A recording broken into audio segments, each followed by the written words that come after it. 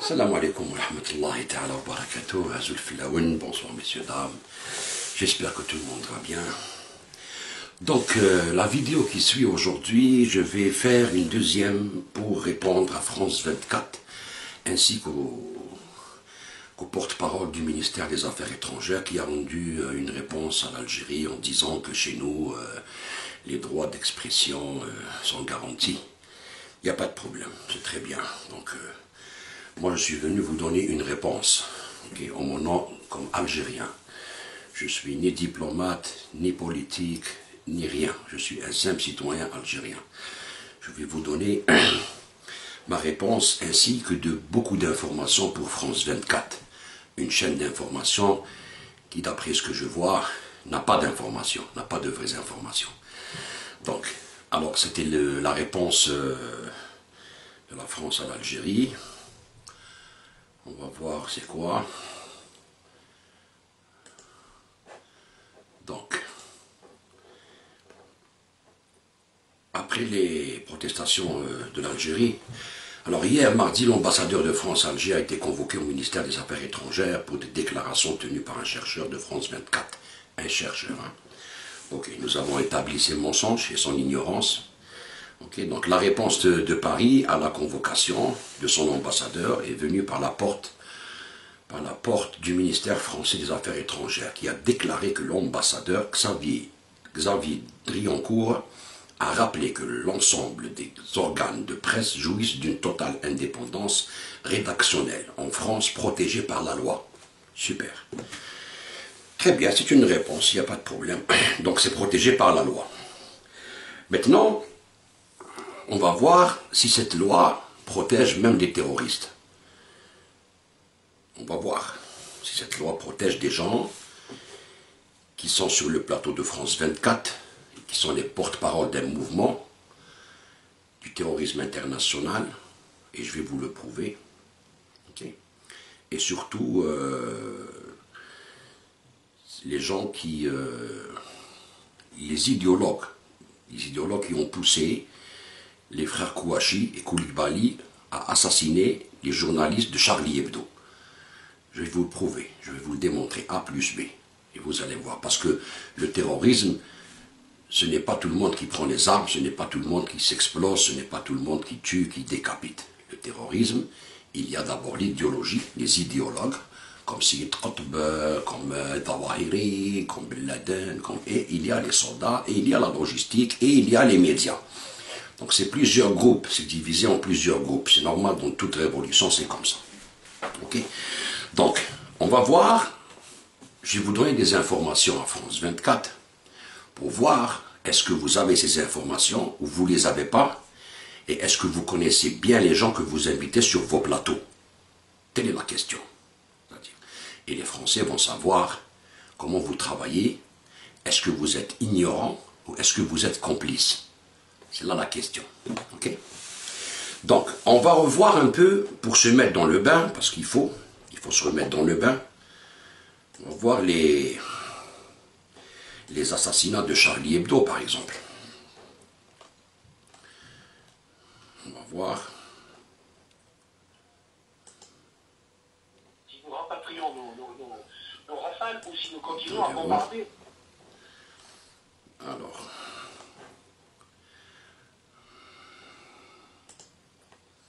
Juste pour se remettre dans le bain.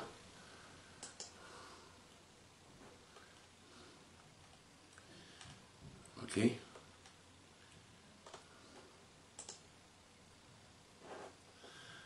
Juste pour se remettre dans le bain.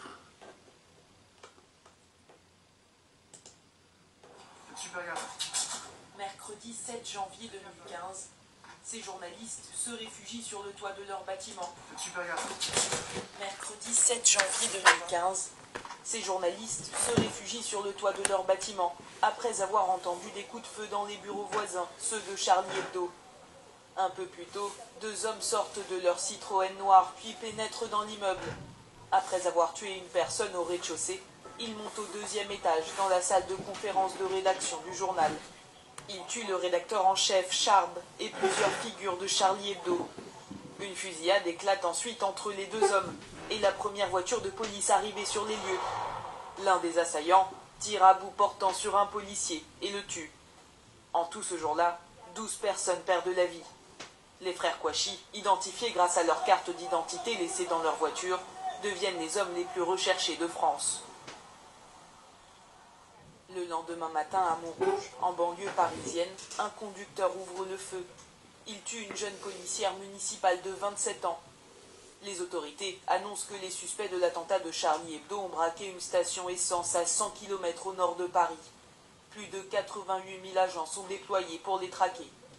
Le jour suivant, le 9 janvier, les frères Kouachi abandonnent une voiture volée à Dammartin-en-Goële, en Seine-et-Marne.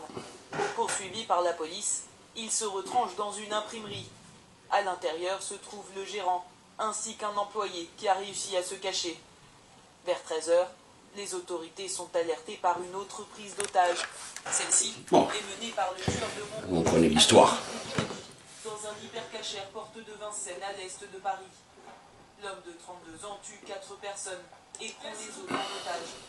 Il menace de tuer toutes les personnes présentes. Ok.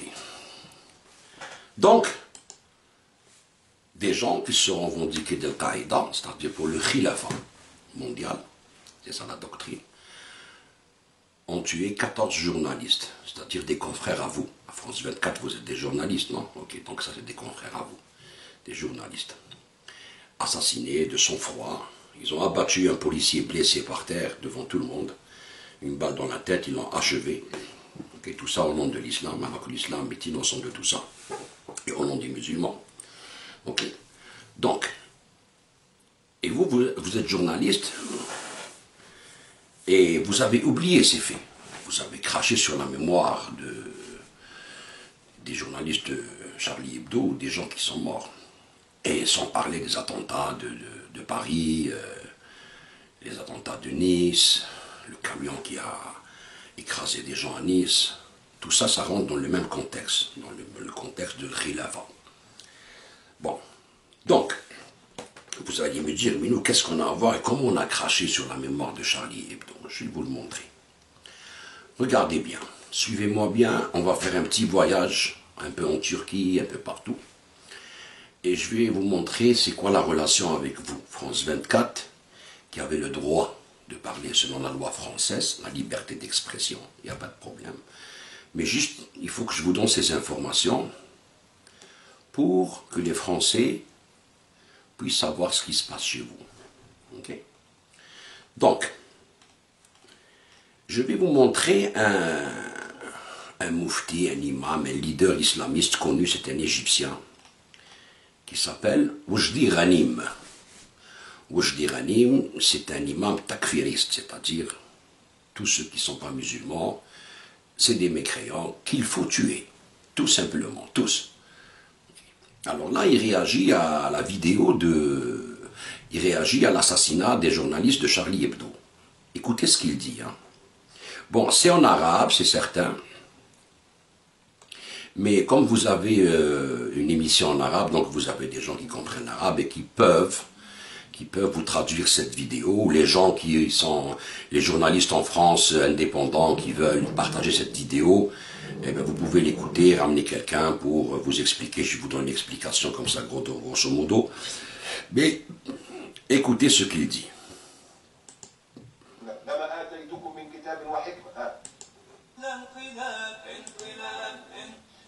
اللي بيقول انا مؤمن بالنبي صلى الله عليه وسلم نقول له تعالى بقى الله تبارك وتعالى بيقول في سوره ال عمران واذا اخذ الله ميثاق النبيين كل النبيين اللي كانوا قبل النبي لما اتيتكم من كتاب وحكمه ثم جاءكم رسول صلى الله عليه وسلم مصدق لما معكم تعملوا معاه ايه بقى بص يا حبيبي لتؤمنن به واحد طب كلنا بنقول ايه نؤمنون بالله اللهم صل على النبي اللهم صل عليه تؤمنون به ولا تنصرونه ده معنى ان الناس اللي شاركت في المسيره مش مؤمنين. ما النبي هم دول نصروا النبي عليه السلام.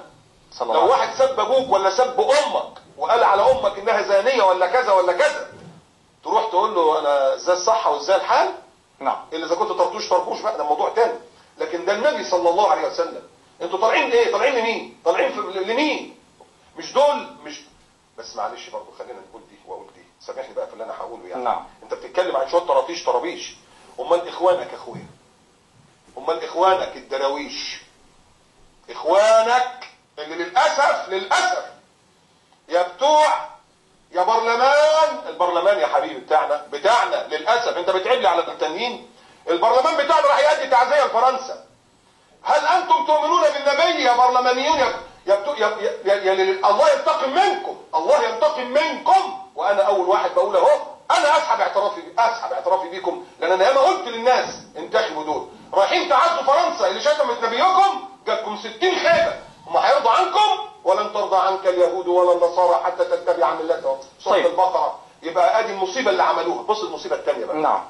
المصيبه الثانيه بقى، البرلمان بيهني الصليبيين. بتهنوهم على ايه؟ على القفا اللي عطوه لكم ولا على الخازوق المجرد اللي خدتوه لما شالوا الرئيس بتاعكم؟ بتهنوهم على ايه؟ بتهنوهم على الدستور اللي حطوه بدل الدستور اللي حطوه. جاتكم 60 خيبه. الله اقول ايه؟ والله العظيم انا معاك. طيب اما كلامي بقى للبرلمان اللي احنا اخترناه، وانا قلت انا اول واحد اهو بسحب. Donc là, grosso modo, طبعا بسحب. لا يا حبيبي لا. il est en train de dire pourquoi, parce que les députés qui étaient au Parlement égyptien avant le coup d'État de Sisi, à partir de la Turquie, du Qatar où ils étaient réfugiés, ils ont envoyé des condoléances à la France pour l'assassinat et pour les morts de Charlie Hebdo. Donc lui, il a dit comment ça se fait que vous envoyez eux les gens, les croisés qui tuent, qui insultent votre prophète et tout, et vous leur envoyez et tous les gens qui ont participé, tous les présidents qui sont venus là en France pour participer pour la journée de commémoration de l'attentat contre Charlie Hebdo, ça c'est des cofards et tout ce qui s'ensuit, blablabla. Donc lui, il revendique l'attentat, clairement, et il dit ils ont raison. Je vais vous montrer une autre vidéo. C'est très important ce que je vous montre. Très important. Et je vais vous montrer la relation que vous avez avec lui, hein, sans vous en rendre compte. Hein, parce que vous êtes des journalistes, vous devez donner l'information, mais vous, votre information, vous ne la donnez pas. Alors là, on va voir une autre vidéo de lui, où il dit qu'ils ne comprennent que le vocabulaire des balles.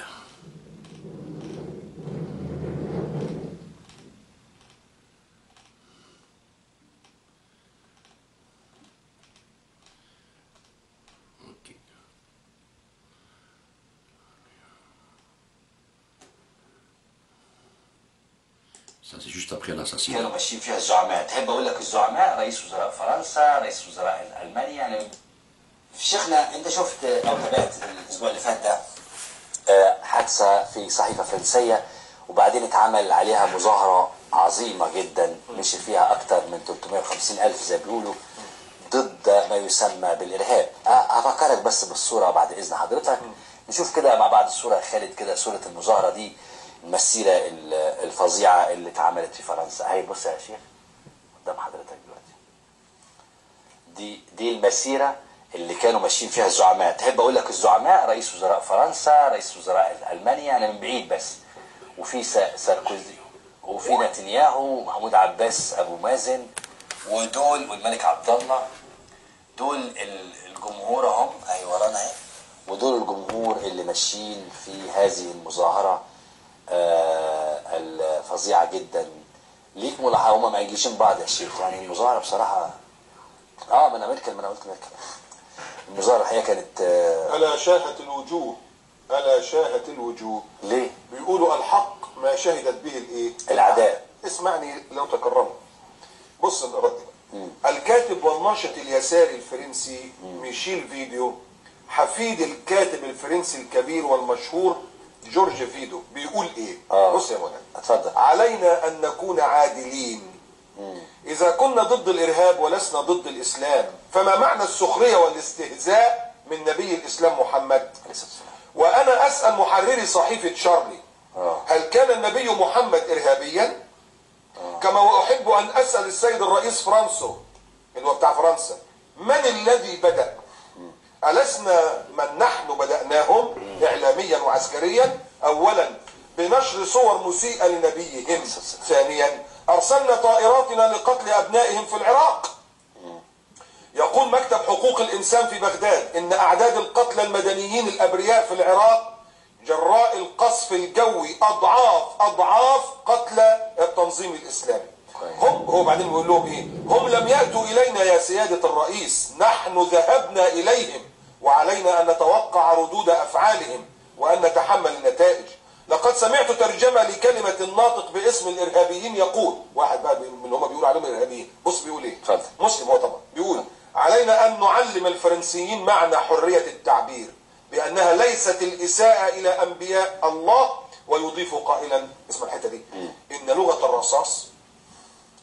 الرصاص هي اللغة الوحيدة التي يفهمها هؤلاء. هو راح قايل لي بقى هذا الكلام يا سيادة الرئيس علينا أن نقرأه جيدا. بص بقى تحقيق الكلام. الدنمارك تقرر عدم إعادة نشر الرسوم المسيئة للنبي صلى الله عليه وسلم حفاظا على أرواح محررين. طيب أنا عايز بس أذكر المشاهدين إنه Donc rappelez-vous bien de ce journaliste. Hein. من المظاهرة دي أو يعني راح عزة. Il faut vous rappeler de ce journaliste parce qu'on va en parler. Hein. Ok. Donc là, il dit que c'est nous, c'est les Français qui sont allés en Irak et bon, quoique les Français ne sont pas allés en Irak par exemple, mais qu'est-ce qu'ils ont à voir les civils? Il ne faut pas insulter le prophète parce que celui qui insulte le prophète, il faut le tuer. Et puis ils ne comprennent que la voix des balles. Il dit une déclaration d'un des terroristes. Il est d'accord avec ça. Il dit on est d'accord avec ça. Ok. Donc, il y a du vrai dans ce qu'il dit un peu, dans le sens où l'impérialisme qui a bombardé la Libye, la Syrie, l'Irak, il y a du vrai dans tout ça, mais ce n'est pas une raison pour aller tuer des gens civils. Si eux, ils font comme ça, nous, on n'a pas le droit de faire ça. C'est faux, ça. Donc, moi, c'est pour vous montrer comment ces gens ont revendiqué indirectement les attentats de Charlie Hebdo et ils ont encouragé les gens à faire comme Koulibaly et les frères Kouachi. Okay, vous allez me dire, mais ça c'est ignoble, comme le journaliste qui lui dit, regardez cette marche des leaders du monde, cette marche ignoble. C'est une marche ignoble, le journaliste il le dit, ça c'est une marche ignoble. Ok, donc, vous allez me dire, mais c'est quoi la relation entre France 24 et ce monsieur? Ben, je vais vous montrer. Tranquillement, on va voir. Attendez-moi. Donc, la relation. La relation, je vais commencer, on va aller petit à petit. Ok. Je vais vous montrer un Algérien dans une vidéo avec le monsieur en question. L'Algérien avec le monsieur en question.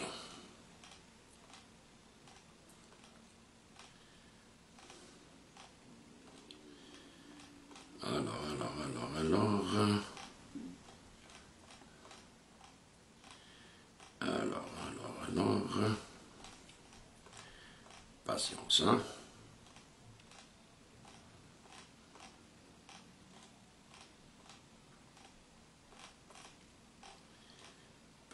Patience, on va y arriver.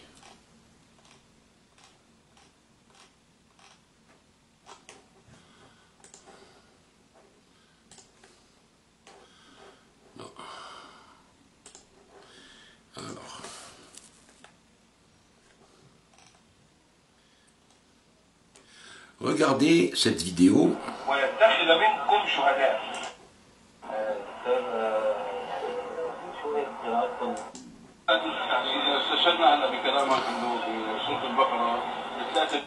Regardez sur cette vidéo, je dis Radim, ok, avec un Algérien en Turquie. Et voilà. Celui qui est devant lui.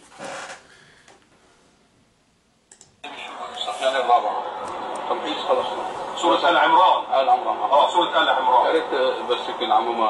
سورة آل عمران يقول الله عز وجل بترتيب الآيات كده يعني أو بترتيب الكلمات وليعلم الله الذين آمنوا ويتخذ منكم شهداء وليمحص. Alors, vous avez vu l'Algérien qui est à côté de lui, c'est Reda Boudra, il s'appelle Reda Boudra. Okay. Ça, c'est Mu'tamar al-Umma, c'est-à-dire c'est une organisation en Turquie qui regroupe tous les groupes islamistes dans tous les pays arabes qui veulent instaurer le califat, c'est-à-dire le khilafa, et se faire passer pour des opposants politiques alors que leur projet c'est le khilafa. Donc ces gens-là s'assoient avec quelqu'un comme ça, qui est leur idéologue, c'est lui l'idéologue. C'est son idéologie de takfir par exemple. Je vais vous montrer comment il traite le président tunisien de kafir, mécréant, et qu'il est en enfer.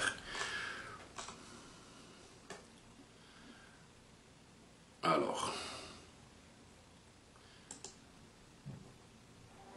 وجدي غنيم أبرز الأبواق التكفيرية وجدي غنيم أبرز الأبواق التكفيرية لجماعة الإخوان الإرهابية، معروف بفتاويه المتطرفة التي تحرض على التكفير والقتل. اللي يقدر يجيب رقبة واحد منهم ربنا هيكرمه. لكن حتى الأموات لم يسلموا من فتاوى وجدي غنيم التكفيرية، فقد وصف الرئيس التونسي الراحل الباجي قائد السبسي بالكافر. السبسي بتاع تونس المجرم الكافر المرتد عن الإسلام. الناطق الرسمي باسم الحكومة قال يوسف الجاي قرر منع المدعو وجدي غنيم من دخول التراب التونسي مستقبلا على اثر ما نشره حول الرئيس الراحل الباجي قائد السبسي. المطلوب الان من حزب حركه النهضه او الاحزاب الاسلاميه اللي قريبه ايديولوجيا على الاقل من هذا الرجل ان تصدر بيان تنأى به بنفسها عما قيل انه الاتقال تكفير صريح ودعاء على رجل لم يوارى ثراء بعد، يعني ورئيس بلاد حتى احتراما لشعبها. القيادي الاخواني وجدي غنيم اقام لفتره طويله في قطر، وسمح له النظام هناك بإلقاء خطابه المتطرف في الجامعات القطرية،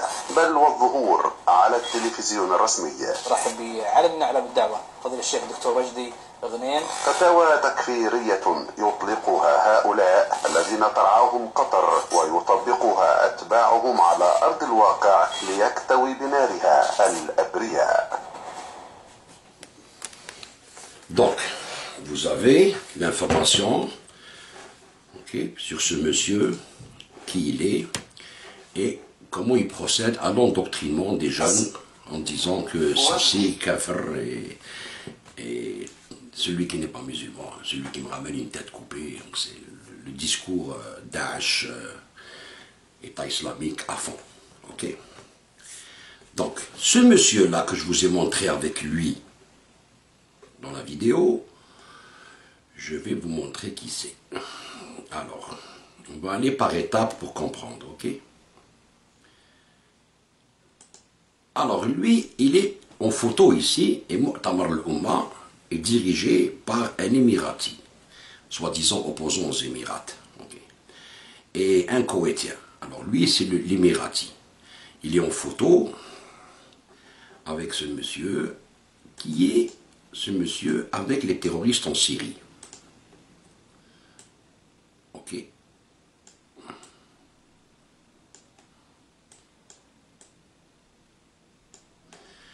Ok. Le voilà en photo ici. Là, vous voyez. Et l'autre, c'est Hassan al-Daqi. Hassan al-Daqi. En bas, on le voit sur les photos avec les terroristes en Syrie.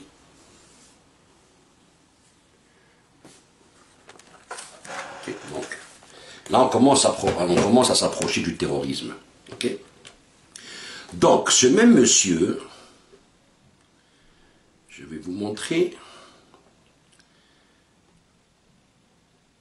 Ad-Duqi, celui que je vous ai montré avec les terroristes, Ad-Duqi, reçoit ici Wajdi Ghanim.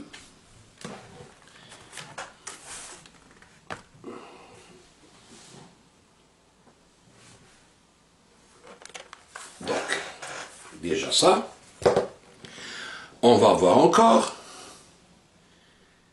pour être plus précis,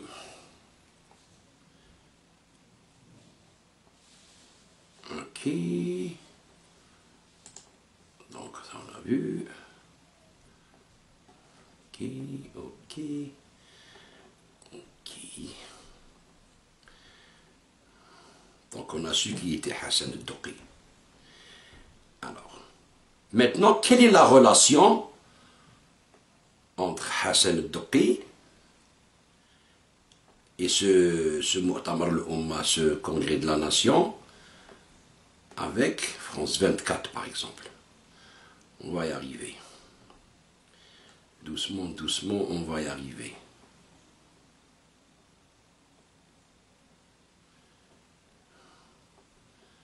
Ok, ok.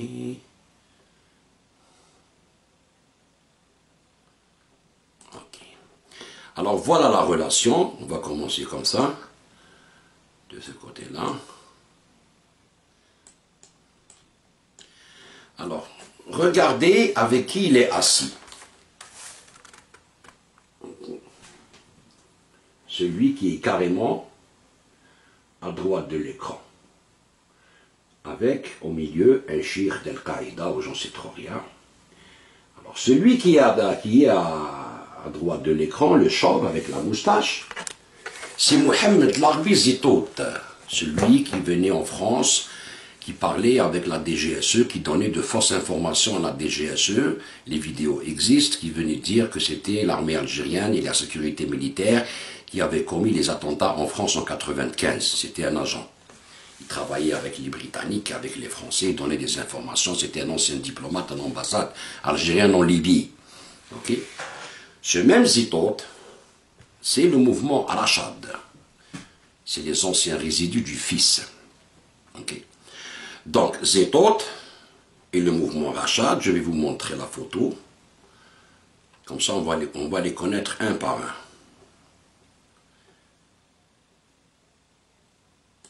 Voilà, Rachad, c'est ça. Les voilà. Les chefs de Rachad. Alors, vous avez en flèche Zitout, vous avez Mourad Hina, vous avez Mesli, qui est un avocat, vous avez un jeune, j'ai oublié son nom, l'autre à gauche, il s'appelle Nassim, je sais pas quoi, l'autre à gauche, c'est Abbas Arwa. Ça, c'est les fondateurs du mouvement Rachad, et qui ont aussi l'association El Karama, en Suisse, pour la défense des droits de l'homme dans les pays arabes, qui est financée par le Qatar, par Al-Nouaimi, qui est classé parmi les terroristes internationaux financés d'Al-Qaïda. Ok? Les voilà.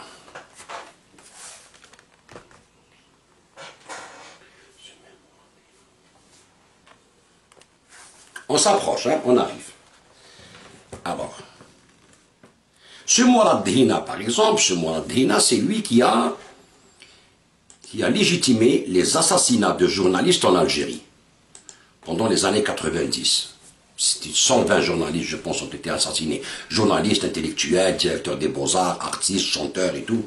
Donc, il était c'est lui qui commandait le groupe FIDA. Après, il est devenu représentant en Suisse.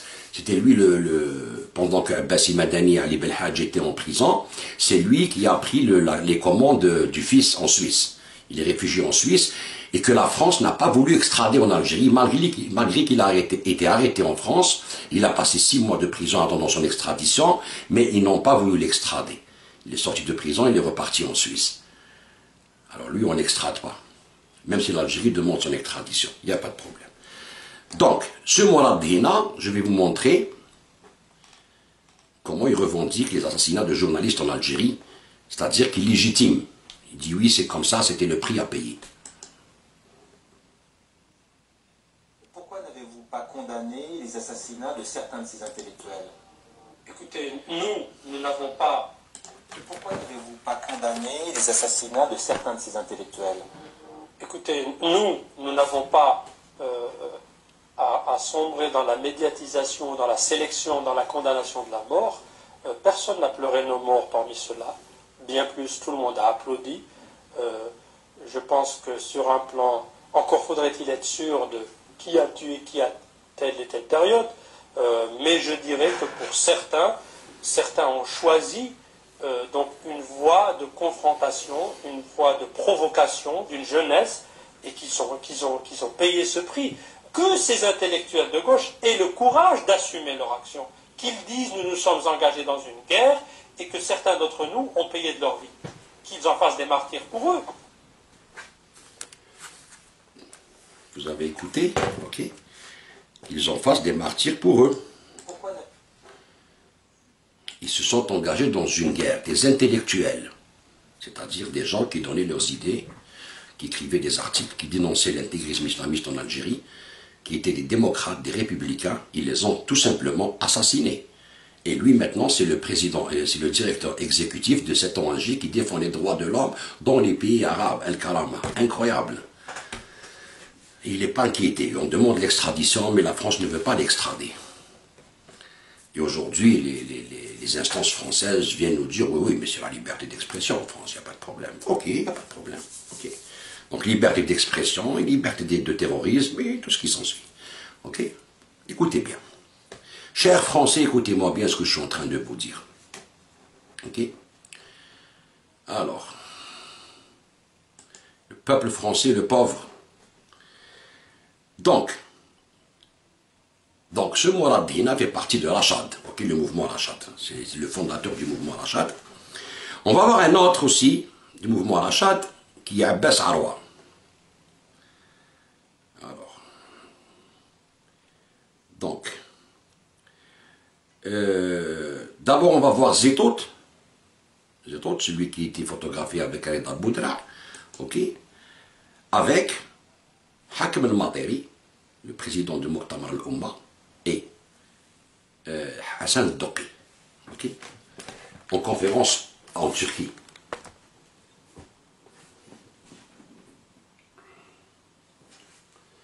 Donc vous voyez le lien qu'il y a entre Boudra, Doqi, Zetot, Rachad. Le lien commence, comme on dit, à se former. Le lien est proche. Okay. Je vais vous montrer aussi une photo intéressante. Vous allez voir Boudra avec Doqi et au milieu un certain Rami Dalati. Okay. Regardez. Rami Dalati. Alors, cette organisation internationale qui chapeaute tous les mouvements extrémistes dans nos pays, clame le Khilafa, c'est-à-dire le Khilafa et puis la guerre contre l'Occident et la récupération de l'Empire ottoman. C'est ça leur doctrine. Leur chef, c'est Al-Materi. Donc, je vais vous montrer maintenant Abbas Arwa, qui est l'association Cordoba en Suisse, qui a écrit un livre, soi-disant, sur les massacres des civils en Algérie. En Algérie, bien sûr, c'est les militaires. Comme il dit, c'est les militaires qui ont fait, eux, ils n'ont rien fait. Le voilà, celui en chemise blanche, Abbas Arwa. Ok. Donc, lui, Abbas Arwa, je vais vous montrer une photo.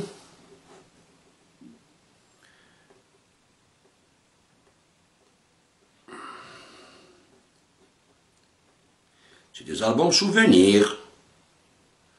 C'est des albums souvenirs.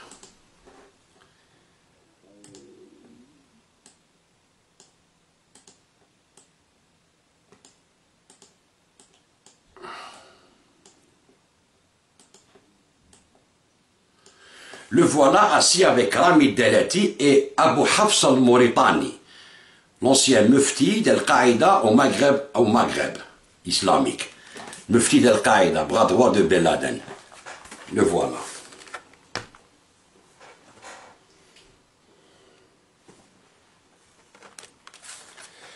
Donc, là, on est en plein Al-Qaïda, le terrorisme international, Kouachi, Koulibaly, Charlie Hebdo. Ok? Regardez bien, je vais vous montrer encore. Rami Dalati est mort. Il est mort d'une crise cardiaque, ça fait 2 ou 3 ans. C'est lui qui était c'est lui qui c'était, comme on dit, l'organisateur des accords entre Al-Nusra, Jabhat al-Nusra et tous les groupes terroristes islamistes en Syrie qui ont créé Jabhat al-Sham, je ne sais pas comment il s'appelle déjà. Donc c'est lui le coordonnateur. Avec Abbas Arwa, mon fondateur de Rachad. On va arriver, ne vous inquiétez pas, on va aller doucement. Je vais arriver jusqu'à chez vous sur vos plateaux à France 24. Avec le représentant du mouvement Rachad. On va voir si on a vu toutes les photos. Ok. Ok. Alors ça c'est Mouradina, l'Islamia. Ok, un islamiste pur et dur. Bien sûr en cravate et tout. Non, on n'est pas terroriste. Non, nous pour la paix, pour la démocratie, pour... ouais, on connaît l'histoire. On connaît l'histoire. Alors, les photos, vous avez vu Arwa, avec Abu Hafs al-Mauritani. En passant, je vous montre le maître Tabou, comme a dit votre invité Francis Riles, maître Tabou, un avocat qui a été emprisonné avec M. Zitout.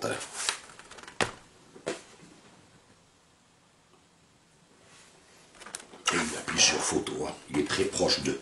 Ce n'est pas un islamiste, mais ils ont réussi à l'embobiner, comme ils vous ont embobiné, vous les Français, les autorités françaises, et les journalistes français. Ok? Donc, déjà ça. On va voir maintenant Abu Hafs al-Mauritani. Que dit Abu Hafs al-Mauritani par rapport aux assassinats de Charlie Hebdo? Ok. Donc, Mu'tamar al-Umma, je vais vous faire connaître un peu Mu'tamar al-Umma, le congrès de la Umma islamique, avec le drapeau de Daesh. C'est le même drapeau que Daesh, hein, c'est juste en bleu. Il change de couleur, c'est tout. Mais c'est le même drapeau qu'Al-Qaïda et que Daesh. Hein. Je vais vous montrer un petit aperçu comme ça, pour que vous puissiez savoir. من همجين ديكتاتوري مكونات في العالم الإسلامي كافة وفي كل مكان. بسم الله الرحمن الرحيم. ولا عدوان إلا على الظالمين ولا حول ولا قوة إلا بالله العلي العظيم. أيها المسلمون، يتعرض الشعب السوري منذ انطلاق ثورته من أجل حريته وكرامته. Donc, في مارس 2011. L'idéologie des frères Kouachi et de Koulibaly, c'est ça. C'est ça, c'est ça l'idéologie, c'est ces gens-là. Et vous le savez comme tout le monde. Et je vais vous montrer le petit Zitout qui est en conférence avec...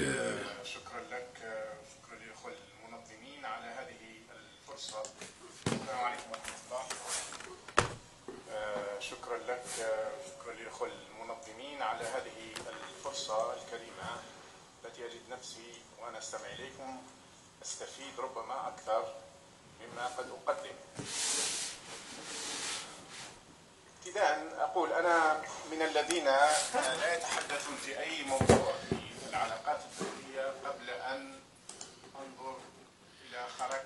Donc ce n'est pas une photo genre Photoshop, c'est une vidéo, une conférence. D'un côté le drapeau Daesh en bleu, ou le Qaïda, de l'autre côté le drapeau turc. Ok. Alors, le voilà le petit Boudra aussi.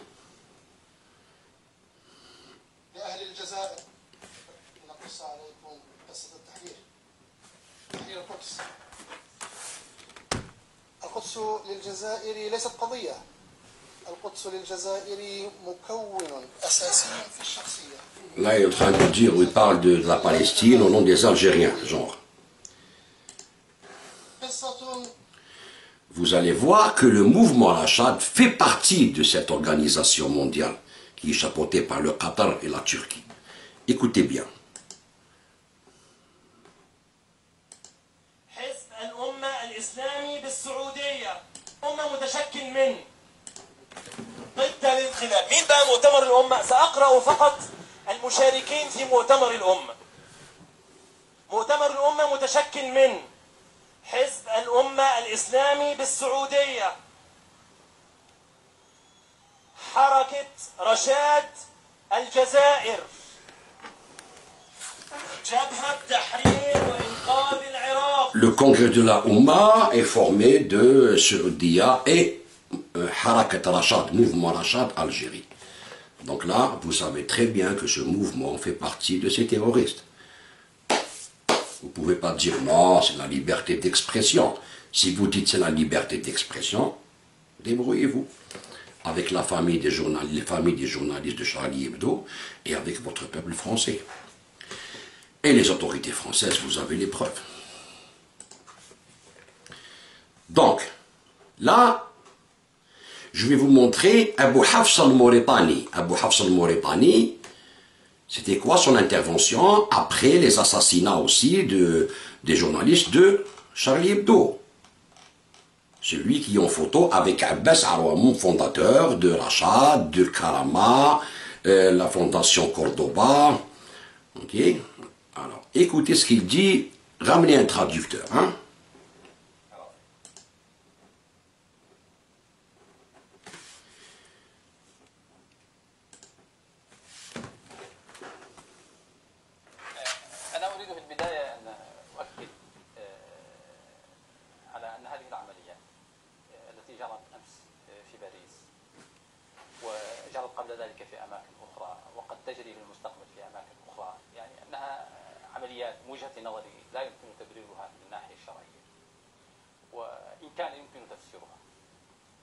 هذا موقف حريص على أن أثبته وأؤكده لأن مداخلتي في هذه الحلقة سوف تكون من باب التفسير وليس من باب التبرير.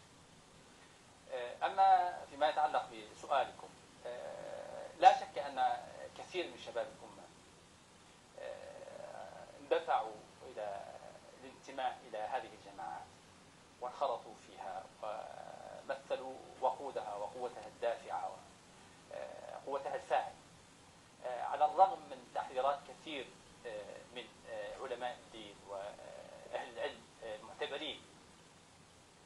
ومن أسباب ذلك أن حقيقة هذه الجماعات شكلت الإطار الذي وجد فيه هذا الشباب مجالا للتعبير عن رفضه للظلم الذي يتعرض له الأمة، رفضه للاستبداد الذي يحكم هذه الأمة. هذه الجماعات وبالذات جماعة تنظيم الدولة استهوت في السنوات الأخيرة من خلال تمكنها وبسط نفوذها على مساحات واسعة وإعلانها لدولة وإقامة هذه المؤسسات وإثبات حقيقة كفاءة عالية جدا في الميدان، وإثبات أيضا حدة في الأفكار وشدة في المواقف، استقطبت كثيرا من الشباب الذي ضاق ذرعا بالجماعات الأخرى التي لا يرى أنها قدمت له شيئا عمليا يحقق ثأرا لأمة أو انتقاما لدين أو وقوفا في وجه احتلال أو ثورة على ظلم. هذه تصورات كثير من هذا الشباب. لذلك هؤلاء الشباب وجدوا في هذه الجماعات متنفسا وتعبيرا عن ما يحلمون به من خلافة يروا أن نواتها قامت ومن دولة إسلامية طال غيابها وطال انتظارها في وجهة نظرهم. فهم يرون أن حلمهم يتحقق من خلال انتمائهم وانتظامهم في صفوف هذه الجماعات وبالذات تنظيم الدولة الذي حقيقة اختطف الأضواء في السنوات الأخيرة، ومن خلال سواء كما قلنا التمكين على مساحة واسعة من الأرض ومن خلال ثبوت فاعل في وجه قوة.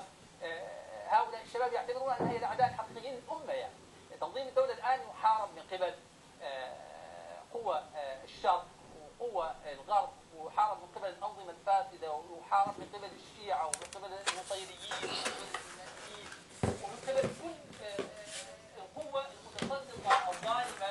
ويعني ومع ذلك هذا لا يفسر لماذا يطير أفراد هذا التنظيم بعيدا إلى قلب أوروبا ويتركون على سبيل المثال الظلم الواضح البين الذي يتعرض له الفلسطينيون منذ أكثر. Bonne question. Alors là, il lui explique, il lui dit que Daesh combat les forces, il est combattu par les laïcs, par les forces mauvaises, par les plus grandes puissances, et puis ces jeunes-là voient en Daesh étant le rêve, c'est-à-dire d'instaurer un califat et reprendre leur liberté, leur califat construit. Bon, c'est-à-dire il encense Daesh dans un sens. Il dit que ces jeunes-là ont fait ce geste parce qu'ils croient en Daesh, ils croient, donc il essaie d'innocenter quelque part. Il dénonce pas l'attentat. Il le dénonce pas, il dit pas, c'est pas comme ça l'islam, on ne tue pas des civils comme ça. Même si eux ils tuent des civils, nous on tue pas des civils comme ça. Point. Non, il dénonce pas. Et ce monsieur voir la photo pour que vous compreniez bien l'histoire. Ok. Ce monsieur est en photo avec Abbas Arwa de Rachad.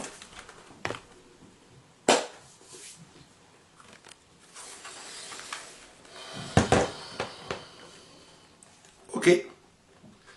Vous allez me dire, mais vous n'avez rien prouvé par rapport à France 24. Je vais vous le montrer. Je vais vous montrer France 24, c'est quoi l'histoire. Alors.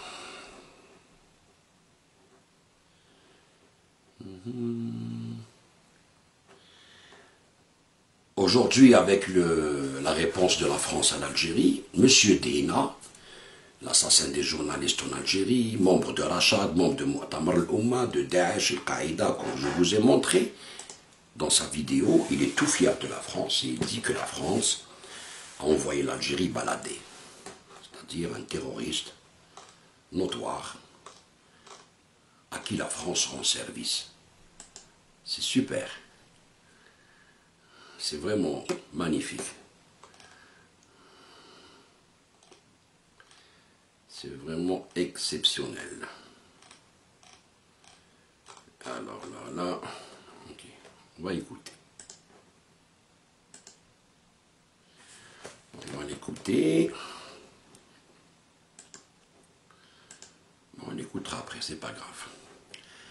Alors là, on va voir. Ouais.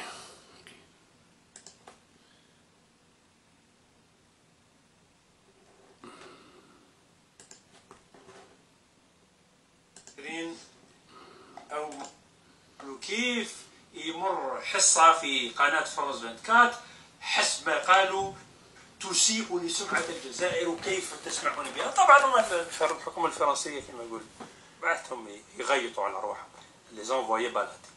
يعني هذو أجهزة تاع إعلام طبعا تخدم مصالح بلادها. Quand un terroriste qui a tué nos enfants en Algérie, des journalistes et des intellectuels puissent parler comme ça. Oh, les autorités françaises les ont envoyés balader. Bravo. Bravo, bravo. Quelle est la relation? La relation, c'est ça, mesdames et messieurs. Je vais vous montrer. Alors, je vous ai montré un journaliste tout à l'heure. Un journaliste, je vous ai dit, rappelez-vous bien de ce journaliste, ok? Ce journaliste, il passe, c'est une chaîne qui s'appelle chaîne Moukemmilin, avec une Algérienne et Boudra. Regardez bien. هناك محاولة لقمع منطقة القبائل بشكل انعزالي. طيب. وهذا مرفوض لأنه محاولة تقسيم جزائرية ولا أؤمن بالعدل. Avec Boudra, celui qui était avec Oujdi Ghanim. Et le journaliste qui est en train de l'interviewer sur l'assassinat de Charlie Hebdo. Donc on a ici la belle équipe. Boudra, le journaliste. Et ça, cette fille qui parle ici. Regardez. لا لا مش مستدردة، نحن نتفق في الرؤى، ولكن هي نقطة خطيرة جدا وموجودة في الواقع الجزائري. هناك تهديد واللعب على الورقة هذه. سامحني، فأنا هو عارف جدا أنه هناك خطر فعلا حقيقي في الغرب الجزائري. إحنا وصل مرحلة. Voilà. C'est qui cette fille? Parce qu'il y a une deuxième vidéo après celle-là, parce que ça va très très long. Deuxième vidéo, on va parler d'autres sujets aussi. On va encore, je vais bien vous situer encore, parce qu'il y a beaucoup d'informations que j'ai ramassées pendant des années. Ok? Donc on va voir qui c'est cette belle fille, hijabiste, musulmane. Voilà, messieurs, dames.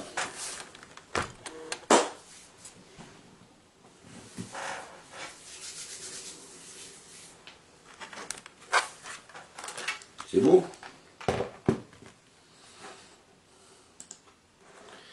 Parfait.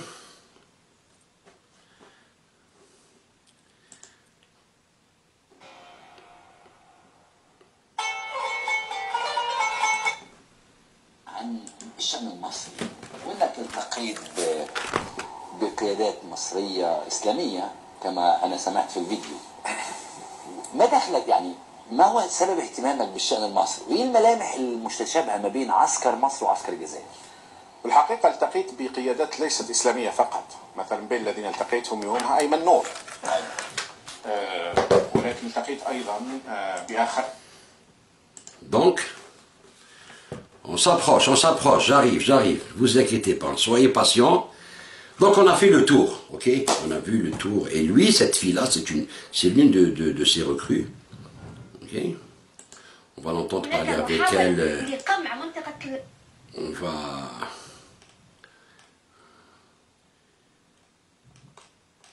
On va voir que c'est l'une de ses recrues à ce monsieur. Parler avec elle à l'époque en 2011 pour former des groupes en Algérie.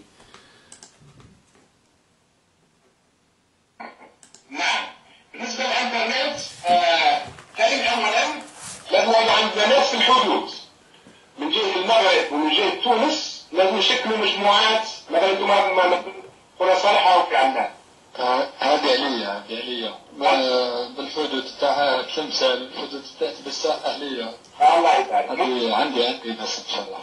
الله ناس توفيقي متعامل معهم ونعرفهم ناس لاباس. هذه ممتازة. لازم يكون عندنا عناصر داخل الحدود وهم اللي يبحثوا الأشياء. زائد نحاولوا قدر الإمكان من جهتكم ومن جهتنا إلا نوفروا بعض التليفونات ساتيليت اللي هم يسموهم ثورية.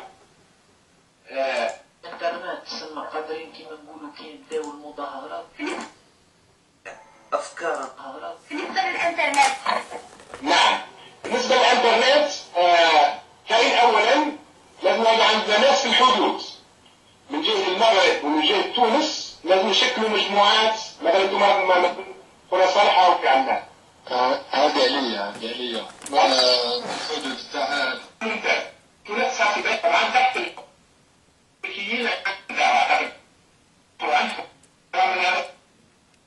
باش توصلوا عن طريق عاصمة مثلا منطقة حيدر. بالنسبة للإنترنت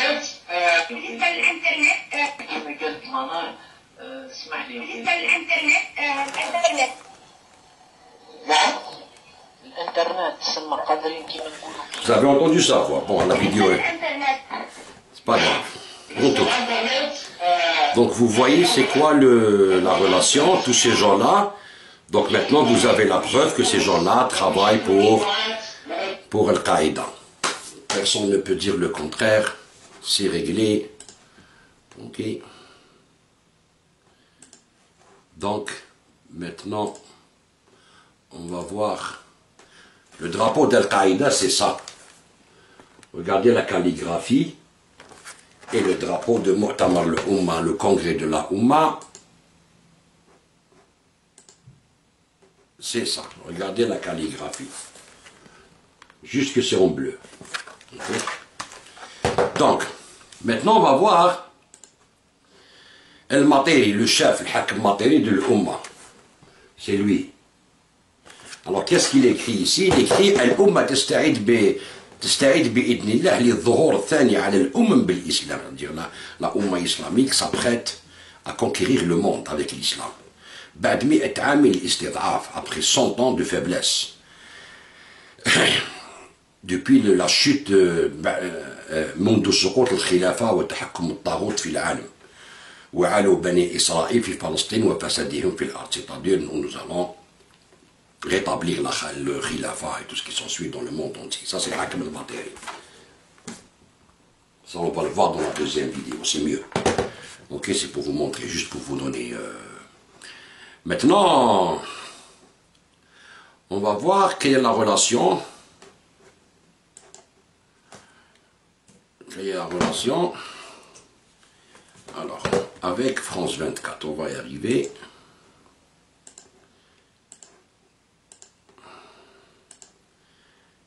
Alors,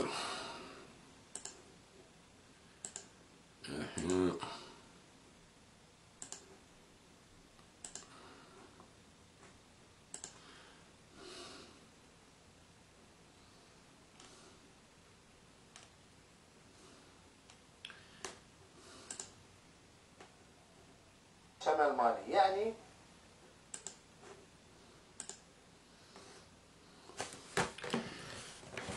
Rachad. Yahya Makhiyouba. Lui fait partie de Rachad. Yahya Makhiyouba. Il y a plein de vidéos, je peux vous montrer des conférences qui sont faites à Lyon. Ça fait pas longtemps. Conférence à Lyon entre lui, Zetot, Moradena, l'assassin. Okay. Ce Makhiyouba, on l'invite sur France 24 par exemple, avec un grand plaisir.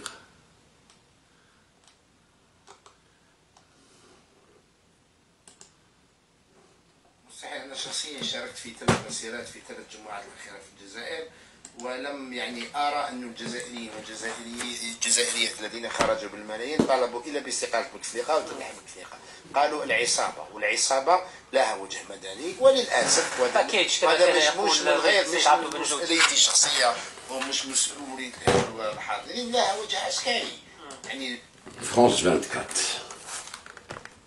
Et voilà. Donc, vous invitez des gens qui sont en relation avec une organisation terroriste, dont l'idéologie a poussé des jeunes Français à assassiner 14 journalistes de Charlie Hebdo, un policier, 4 otages, une policière, et aujourd'hui sont arrivés avec le temps à être invités sur vos plateaux et donner leurs idées et jouer aux démocrates, et jouer avec vos lois, liberté d'expression, alors que vous êtes en train de les mettre au devant de la scène, devant le peuple algérien. Et qui se retournera contre vous, certainement. Et aujourd'hui, vous venez dire, le ministère des Affaires étrangères françaises, non, nous, et les journalistes, c'est une honte. Vous avez craché sur les journalistes de Charlie Hebdo, quand vous permettez à des gens comme ça de venir parler sur vos plateaux, alors que eux, ils attendent que le moment voulu pour vous tuer, c'est ça, parce que vous êtes des mécréants. Et quand on vous dit faites attention, vous dites oh non, non, nous c'est la liberté d'expression. Mais je ne pense pas que vous avez ces informations, je vais être honnête avec vous. Mais là, je vous ai donné toutes les informations. Vous ne pouvez pas nier. Quand des gens comme ça, celui-là, il représente Rachad, c'est le porte-parole de Rachad. Donc le porte-parole de Rachad, Rachad c'est qui? C'est Mu'tamar al-Oumma, c'est Oujdi Ghanim, c'est Doqi le terroriste. C'est Abu Hafs al-Mauritani avec Abbas Arwa, qui n'ont pas condamné les meurtres des journalistes en France. Vous voyez comment vous êtes. Et après, vous venez dire, non, nous, c'est la liberté d'expression, c'est la loi. Ah bon? C'est la loi, c'est très bien. C'est très bien. Si la loi permet à des terroristes de parler librement sur vos chaînes de télé, eh ben non. Ben, c'est vous qui aurez choisi. Parce que si jamais ça va encore se reproduire en Algérie, là, ça va être très très grave, même pour vous. Plus pour vous que pour nous. Soyez-en sûrs. Ce n'est pas des menaces, c'est une réalité. Comme ils ont fait en Syrie. Ils sont retournés contre vous. Vous les avez financés, vous les avez soutenus en Libye, en Syrie, partout. Même au Mali, les armes qui sont au Mali sont venues de Libye, les stocks d'armes de Kadhafi, par exemple. Et maintenant, vos médias, ils crachent sur la mémoire des journalistes français assassinés par des petits jeunes, dont ces ulama et ces organisateurs de l'islamisme intégriste Trilefa international leur a permis de comprendre l'islam autrement. Et de l'autre côté, ça sera la prochaine vidéo, Inch'Allah, on va parler de ça, parce que c'est très important. De l'autre côté, vous accusez un franco-algérien d'avoir endoctriné les frères Kouachi et Koulibaly pour commettre cet attentat ignoble en France. C'est qui? C'est Djemal Bral. J'en ai jamais parlé, mais là, on va parler de Djemal Bral. Je vais vous donner un aperçu pour la prochaine vidéo, surtout pour les gens qui me suivent. Ok.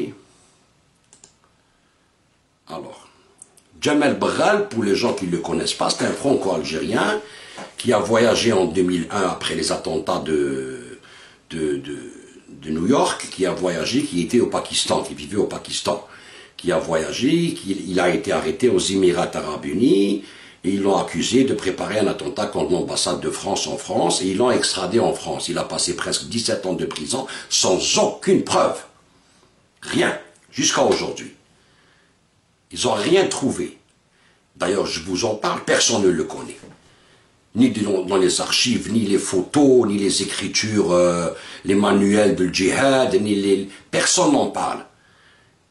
Ils l'ont mis en prison, c'est là qu'il a rencontré Kouachi et Koulibaly, mais il les a rencontrés parce qu'ils étaient en prison avec lui. Alors les gens qui ne dénoncent pas les attentats contre Charlie Hebdo, qui disent oui, ils méritent de mourir, les gens qui les suivent sont sur les plateaux de France 24, et l'autre, qui n'ont aucune preuve, rien. Il a laissé ses enfants, il a laissé sa femme, pendant 17 ans en prison, sans aucune preuve. En fin de compte, il est rentré en Algérie. Il a demandé de rentrer en Algérie. Et il a été extradé vers l'Algérie, il a été déchu de sa citoyenneté française. Et les autres terroristes qui sont en France, avec lesquels on dialogue, avec qui on traite et avec qui on ouvre, auxquels on ouvre l'espace médiatique français, on ne les extrade pas, on leur donne la citoyenneté française. Pourquoi ce monsieur, et spécialement? Il a été extradé, ça fait 2 ans, je pense, en Algérie. Djamel Berral. Pour les gens qui ne le connaissent pas, je vais vous le montrer. C'est une très très longue histoire. Et puis il n'a jamais été impliqué de près ou de loin à quelconque attentat dans le monde. Ni organisation, ni GIA, ni le FIS, ni aucun. Même en Algérie, ils n'ont rien, par exemple. C'est pour que vous soyez au courant des choses.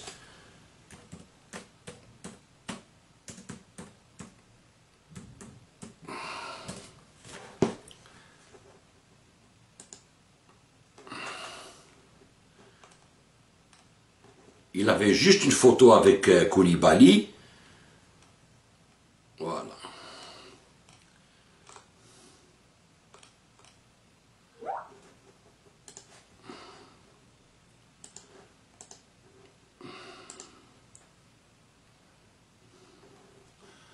Alors, là c'est lui, c'est Djamel Berral. Ça c'est après, je pense, 10 ans d'internement, un truc comme ça. Il est sorti comme ça, regardez, je vais vous montrer. Il est en Algérie.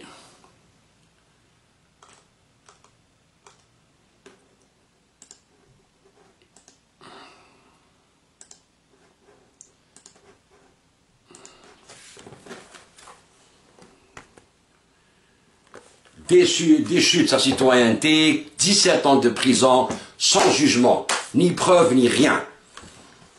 Ça, c'est une énigme. Et vous en parlez sur France 24.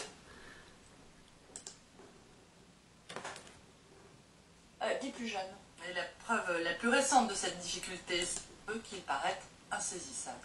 Le religieux pouvant, mais les autorités de 1980, que le monde consacre à celui qui est présenté sécuritaire sur la nécessité de renforcer les moyens pour lutter contre le terrorisme. La difficulté, évidemment, tient dans la complexité de sa mise en œuvre, et c'est ce que rappelle ce long portrait que le monde consacre à celui qui est présenté comme le mentor des auteurs des attentats de Paris, l'islamiste franco-algérien Djamel Begal, actuellement en prison pour avoir tenté de faire évader l'un des responsables des attentats de Paris de 1995, cet homme que le monde présente comme une figure de la galaxie djihadiste internationale incarne, je cite, l'un des défis auxquels sont confrontées aujourd'hui les démocraties occidentales. Voilà 20 ans qu'il a été identifié comme une menace, mais les autorités disposent en réalité de peu d'éléments tangibles contre lui. D'après Le Monde, son parcours illustre la difficulté de juguler des projets religieux pouvant déboucher sur du terrorisme. Car si Djamel Begal a été condamné à plusieurs reprises, la justice n'en paraît pas moins démunie, un personnage d'autant plus dangereux qu'il paraît insaisissable. Démuni, mais un de moi. Direction des plus jeunes. Et la preuve la plus récente de cette difficulté, c'est l'étrange tournure qu'a prise une affaire largement commentée sur la...